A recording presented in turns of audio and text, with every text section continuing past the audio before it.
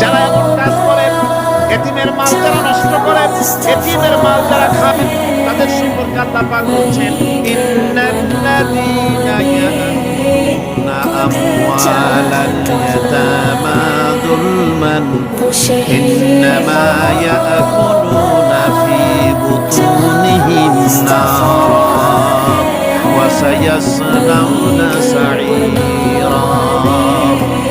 অন্যায়ভাবে এতিমের মাল যারা ভক্ষণ করে, তারা তো এতিমের মাল খায় না, বরং পেটের মধ্যে তারা আগুন ঢুকায়। পেটের মধ্যে কি ঢুকায়?